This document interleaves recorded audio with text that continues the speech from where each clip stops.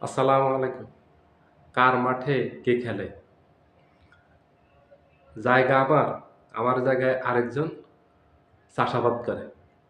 এটা কি মেনে নেয়ার মতো? ঠিক এমন ঘটনাই রাজনীতিতে ঘটতেছে। এটা মেনে নিতে হয়। যদি আপনার সেই সামর্থ্য না থাকে, তাহলে আপনার মাঠে অন্য কেউ খেলে দিবে। আর এটা খেলে কিছু বেকুব আছে, কিছু বোকা আছে, দেখবেন যে তাদের অঢেল সম্পদ আছে আমাদের দেশে। কিন্তু তাদের ওগুলিতে চাষবাস করে অন্যরা খায়। ঠিক এরকম ঘটনা আমাদের দেশের রাজনীতিতে ৫ই আগস্টের পর ঘটছে। একজনের ফিল্ড তৈরি করা, সেখানে অন্যজন খেলতেছে এখন। এখন এটাই হলো রাজনীতি। আপনি যদি আপনার ফিল্ড দখলে রাখতে না পারেন, তাহলে আপনার এই পরিণতি ভোগ করতে হবে। আপনার ফিল্ডে অন্যজন খেলে দিবে। আপনি শুধু চেয়ে, চেয়ে দেখবেন, কিচ্ছু করার থাকবে না আপনার। আফসোস করবেন, ভুলবেন, পুড়বেন, আফসোস করবেন, এর ভিতরে থাকবেন আপনি। আপনার জিন্দেগিটা আফসোস করতে, করতে শেষ হয়ে যাবে, ফুটতে, ফুটতেই শেষ হয়ে যাবে। একদম জ্বলে পুড়ে ছারখার হয়ে যাবেন। আপনার জায়গায় আপনি খেলতে পারতেছেন না, আরেকজন এসে খেলে দিচ্ছে, আপনার এটা সহ্য হবে? এটা হয় কাদের বেলায়? যাদের আত্মবিশ্বাস বেশি থাকে নিজের প্রতি। আপনাদের মনে আছে না? কচ্ছপ আর খরগোশের গল্প? কচ্ছপ ধীরে, ধীরে, ধীরে, ধীরে কৌশলে হাঁটতে, হাঁটতে লক্ষ্যে পৌঁছে গেল। আর খরগোশ এক দৌড়ে একেবারে অনেক দূর অগ্রসর হয়ে ক্লান্ত হয়ে ঝিমিয়ে পড়লো, ঘুমিয়ে পড়লো যে আচ্ছা আমি ঘুম থেকে উঠে আমি তো ২ লাফ দিলে আমি লক্ষ্যে পৌঁছে যাবো। কিন্তু খরগোশ ঘুম থেকে উঠে দেখলো যে কচ্ছপ তার আগে তার লক্ষ্যে পৌঁছে গেছে, কিন্তু খরগোশ পৌঁছাতে পারেনি। এটা হলো খরগোশের প্রতি নিজের আত্মবিশ্বাস বেশি ছিল। কনফিডেন্স বেশি ছিল। ওভার কনফিডেন্ট ছিল। যার কারণে খরগোশ পরাজিত হইছে, কচ্ছপ বিজয়ী হইছে। কচ্ছপ সুকৌশলে ধীরে, ধীরে হেঁটে, হেঁটে এটাই ছিল কচ্ছপের কৌশল যে আমি ধীরে, ধীরে হাঁটবো কিন্তু লক্ষ্যে পৌঁছে যাবো আমি। সে কৌশলে কচ্ছপ ঠিক লক্ষ্যে পৌঁছে গেছে। এবং খরগোশ ওভার আত্মবিশ্বাসের কারণে পরাজিত হয়েছে। লক্ষ্যে পৌঁছাতে পারেনি। একই অবস্থা হয়েছে। রাজনীতিতে যদি আপনার আত্মবিশ্বাস বেশি থাকে, নিশ্চিত আপনি পরাজিত হবেন। আপনি কোনো সময় ওভার আত্মবিশ্বাস রাখবেন না নিজের উপর। ওভার আত্মবিশ্বাসী হইলে আপনার পতন এক্কেবারে অনিবার্য। একেবারে ধ্বংস আপনার অনিবার্য। আমাদের দেশে দেখেন আওয়ামী লীগের ওভার আত্মবিশ্বাস ছিল শেখ হাসিনার। শেখ হাসিনা যে দেশে ১৪ই জুলাই যে বক্তব্য দিয়েছে রাজাকার, রাজাকার। যে রাজাকারের নাতি-পুতিরা চাকরি পাবে, মুক্তিযোদ্ধার নাতি-পুতিরা চাকরি পাবে না। এ বক্তব্য দিয়ে তো পতন হয়েছে। এটা হচ্ছে ওভার আত্মবিশ্বাসী ছিল। যে শেখ হাসিনার পতন কেউ ঘটাতে পারবে না, এটা আওয়ামী লীগ সবসময় বলত। এ বক্তব্য আপনাদের মনে থাকার কথা। এটা আওয়ামী লীগের সাধারণ সম্পাদক ওবায়দুল কাদের কতভাবে যে বলছে এটারে, কতভাবে ব্যঙ্গ করে। এবং শেখ হাসিনাও বলছে যে আওয়ামী লীগকে পতন করানোর মতো, আওয়ামী লীগের পতন ঘটানোর মতো এই শক্তি কারো নেই পৃথিবীতে। সেই আওয়ামী লীগের পতন ঘটছে। বেশি আত্মবিশ্বাসী। শেখ হাসিনা অথবা আওয়ামী লীগ ভুলে গেছে যে ফেরাউন নমরুদদের পতন ঘটছে, শেখ হাসিনার পতন ঘটতে কিচ্ছু না। কারণ তারা ভাবছে তাদের পাশে তাদের প্রভু ইন্ডিয়া আছে, ইন্ডিয়া তাদেরকে রক্ষা করবে। তাদেরকে কে ফেলবে? এবং ৩ টা নির্বাচন গায়ে জোরে করে ফেলছে তারা। ক্ষমতায়ও ছিল। তাদেরকে ক্ষমতা থেকে কেউ সরাতে পারেনি। আমেরিকা অনেক চেষ্টা করছে, পারেনি। এজন্য খুব আত্মবিশ্বাসী ছিল। পারেনি বিধায় পারবে না। এটা তাদের আত্মবিশ্বাস ছিল। যে পারেনি এবং পারবে না ভবিষ্যতে। কিন্তু তারা এটা ভাবেনি যে অতীতে পারেনি কিন্তু ভবিষ্যতে যে পারবে না তার গ্যারান্টি নেই। ভবিষ্যতে করে ফেলতে পারে এবং করে দেখিয়ে দিয়েছে যে তাদের পতন হয়েছে। এটা হইছে শেখ হাসিনা আওয়ামী লীগের অতি আত্মবিশ্বাসের কারণে তাদের পতন ঘটছে। তারা এই আন্দোলনটাকে ২৪ এর বৈষম্য বিরোধী আন্দোলনটাকে এক্কেবারেই পাত্তা দেয়নি। পাত্তা না দেওয়ার ফলে তাদের বিরুদ্ধে যে সুসংগঠিত একটা আন্দোলন হচ্ছে এটা তারা টের পায়নি। এখানে তারা নজরই দেয়নি। কারণ এটা তাদের চিন্তাই ছিল না। আপনি যখন ঠান্ডা মাথায় কোনো কিছু ভাববেন তখন আপনার মাথায় অনেক বুদ্ধি আসবে, অনেক কৌশল আসবে এবং পরিস্থিতি আপনি বুঝতে পারবেন কি ঘটতে যাচ্ছে। আর যখন আপনি অতি আত্মবিশ্বাসী থাকবেন তখন আপনার সামনে দিয়ে অনেক কিছু ঘটে যাবে, আপনি ওগুলিকে পাত্তা দিবেন না। আর পাত্তা না দেওয়াই হলো আপনার কাল, আপনার পতনের শুরু। ঠিক সেটাই ঘটছে আওয়ামী লীগের বেলায় এবং সেটাই ঘটছে অন্য একটা রাজনীতি দলের বেলায়। ৫ই আগস্টের পর আমাদের দেশে বর্তমান যে রাজনীতির মাঠটা আছে, এটা একটা দলের। এই নিয়ন্ত্রণে ছিল। কিন্তু এটা তারা রাখতে পারেনি। ধরে রাখতে পারেনি তাদের অতি আত্মবিশ্বাসের কারণে। যে আমাদের ফিল্ডে এটা নিবে কে? এটা নেয়ার শক্তি বাংলাদেশে আর কোন রাজনৈতিক দলের নেই। যেহেতু আওয়ামী লীগ বাংলাদেশ থেকে পালিয়ে গেছে, আওয়ামী লীগ আমাদের প্রতিদ্বন্দ্বী ছিল, আর তো কাউকে দেখি না। কিন্তু তাদের সামনে যে আরো বিশাল বড় শক্তি আছে, এটা তারা ভাবেনি। এখন তারা টের পাচ্ছে।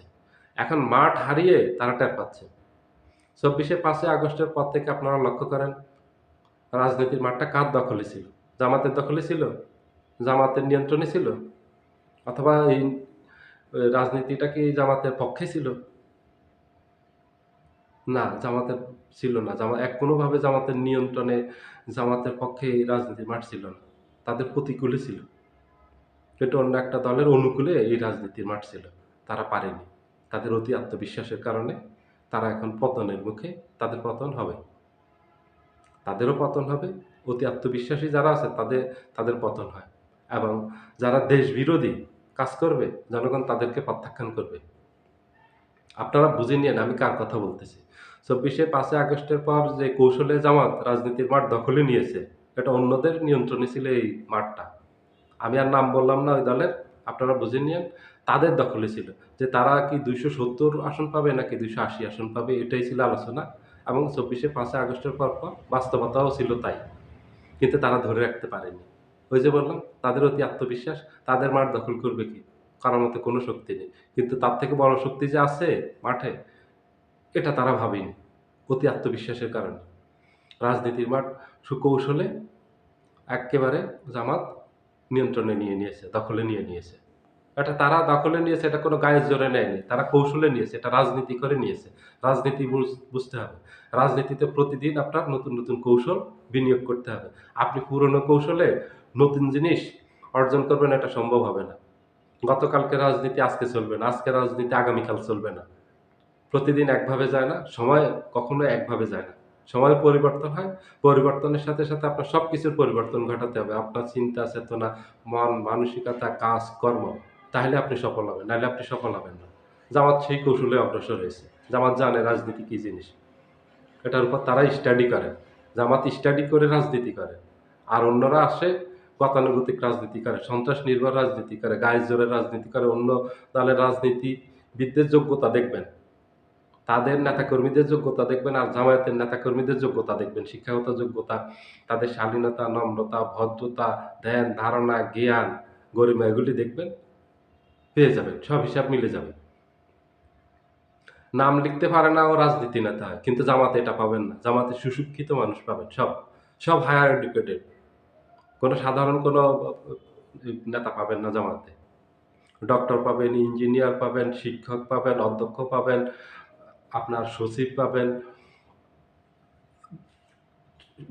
বিভিন্ন শ্রেণী পেশার মানুষ পাবেন, ইঞ্জিনিয়ার পাবেন, আপনার এই লয়ার পাবেন, নামকরা বাংলাদেশে। সবাই সুশিক্ষিত এবং সবাই ভদ্র, মার্জিত। সবার সমাজে একটা ক্লিন ইমেজ আছে, ভালো মানুষ হিসেবে একটা পরিচিতি আছে। রাজনীতিতে বড় পরিচয় বহন করে আপনার ইমেজ। ইমেজ যাদের সংকটে আছে তারা সামনে রাজনীতি করতে পারবে না। এই যে ভবিষ্যৎ নতুন রাজনীতি যেটা আসছে, এটা তারা পারবে না করতে। সম্ভব হয় না। এরা রাজনীতির মাঠ থেকে ছিটকে যাবে। অনেক দূরে সরে যাবে। যেতে বাধ্য। কারণ হলো এই জিনিস আর চলবে না ভবিষ্যতে। জেএনজি যুগে পুরনো কোনো জিনিস চলবে না।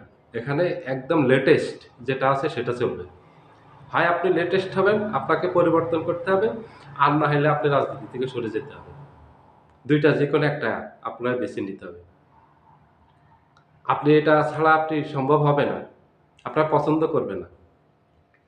এই যে নতুন জেনারেশনের যারা আছে, বর্তমান ইয়াং জেনারেশনের, ওরা কি পছন্দ করে? এই ইয়াং জেনারেশনের ভোটার বাংলাদেশে বর্তমানে ৪.৫ কোটি। আপনি এদেরকে বাদ দিয়ে বাংলাদেশে রাজনীতি করতে পারবেন? চিন্তা করতে পারবেন? চিন্তা করতে পারবেন না, রাজনীতি করতে পারবেন না। ৪.৫ কোটি ভোটার শুধু। জেএনজি, যাদের বয়স ১৮ থেকে ৩৫। এদের এদের এদের মাঝে জনপ্রিয় হতে চান, যদি এদের মাঝে রাজনীতি করতে চান, তাহলে অবশ্যই আপনাকে পুরনো সব বাদ দিতে হবে। পুরনো ধ্যান-ধারণা, মন-মানসিকতা, বন্দোবস্ত, চিন্তাভাবনা সব বাদ দিতে হবে। আপনাকে ঢেলে সাজাতে হবে। আজকের মতো করে, একদম আজকে যেভাবে একেবারে আধুনিক। এখন যেভাবে আমি বলতেছি ঠিক এই মুহূর্তের মতো আপনাকে হতে হবে। তাহলে রাজনীতি করতে পারবেন এদের মাঝে, এই নতুন জেনারেশনের মাঝে। আর নাহলে পারবেন না। আর নতুন জেনারেশন বাদ দিয়ে আপনার রাজনীতি সম্ভব না। এজন্য আপনার পরিবর্তন অবশ্যই করতে হবে। এটা একটা দল এটা করতে পারেনি। ওইজন্য ওরা এখন পরাজয়ের দ্বারপ্রান্তে এসে পৌঁছেছে। এই এই পরাজয়ের ফলটা পাবে 12ই ফেব্রুয়ারির নির্বাচনের মাধ্যমে। ফাইনালি তারা একদম রাজনীতি থেকে হারিয়ে যাবে। জামাত রাজনীতিতে যে কৌশলে রাজনীতি করছে, এই রাজনীতিটা মানুষ পছন্দ করে। মানুষ এই রাজনীতি চায়। মানুষ চায় স্বাধীনতার পক্ষের, সার্বভৌমত্বের পক্ষে যারা থাকবে, যারা ইসলামের পক্ষে থাকবে, যারা 18 কোটি মানুষের পক্ষে থাকবে, যারা 18 কোটি মানুষের পক্ষের কথা বলবে, 18 কোটি মানুষের মনের ভাষা বোঝার চেষ্টা করবে, মানুষ তাদেরকে চায় রাজনীতিতে। এর বাহিরে অন্য কাউকে রাজনীতিতে চায় না। কোনো বিদেশি দালাল বাংলাদেশে রাজনীতি করতে পারবে না। কোনো বিদেশের কোনো দাস বাংলাদেশে রাজনীতি করতে পারবে না। তাদেরকে মানুষ কোনো ধরনের সুযোগ দিবে না রাজনীতিতে। বাংলাদেশের রাজনীতি তাদের জন্য নিষিদ্ধ। এটা তারা এক্কেবারে পাই করে হিসাব পাবে। শুধু একটু অপেক্ষা করেন। সবাই ভালো থাকবেন। আল্লাহ হাফেজ।